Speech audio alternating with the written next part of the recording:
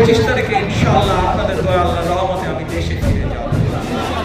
আজকের এই বিশেষ প্রতিবেদনে আমরা কথা বলবো এমন একটি ঘটনা নিয়ে যা বাংলাদেশের রাজনীতিতে বড় আলোড়ন তুলতে যাচ্ছে। প্রায় 18 বছর পর দেশে ফিরছেন তারেক রহমান। বিএনপির ভারপ্রাপ্ত চেয়ারম্যান সাবেক প্রধানমন্ত্রী খালেদা জিয়ার বড় ছেলে 25 ডিসেম্বর 2025 ঢাকায় পা রাখতে যাচ্ছেন তিনি। এই খবরে বিএনপির নেতাকর্মী ও সমর্থকদের মধ্যে যেন উৎসবের আমেজ। অনেকে বলছেন এটা শুধু একজন নেতার ফেরা নয়, এটা বিএনপির নতুন যাত্রার শুরু। 2008 সাল থেকে লন্ডনে অবস্থান করলেও তিনি দূর থেকেই বিএনপির নেতৃত্ব দিয়েছেন। দলীয় সিদ্ধান্ত, আন্দোলনের দিক নির্দেশনা সবকিছুতেই ছিল তার ভূমিকা। দীর্ঘ প্রবাস জীবন শেষে তার দেশে ফেরাকে নিয়ে বিএনপির ভেতরে নতুন আশার আলো দেখা যাচ্ছে। বিশেষ করে আসন্ন নির্বাচনকে সামনে রেখে এই ফেরা মোটেও সাধারণ নয়। বিএনপি বলছে ঢাকায় হবে ঐতিহাসিক অভ্যর্থনা। ইতিমধ্যে অনুমতি নেওয়া হয়েছে এবং লক্ষ্যমাত্রা ধরা হয়েছে প্রায় 50 লাখ সমর্থক।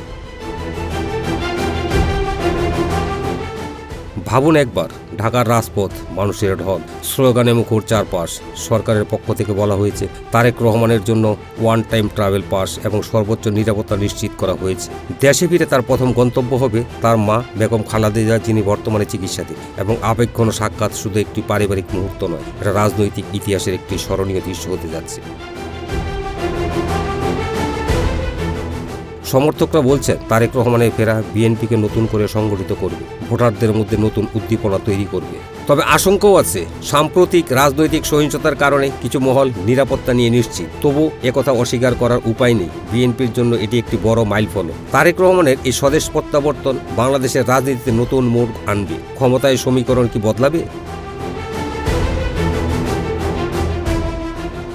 সব উত্তর পেতে চোখ রাখুন আমাদের চ্যানেলে। আরও এমন আপডেট পেতে সাবস্ক্রাইব করুন, ভিডিওতে লাইক দিন। বিডিসি নিউজ এইচডিকে ধন্যবাদ।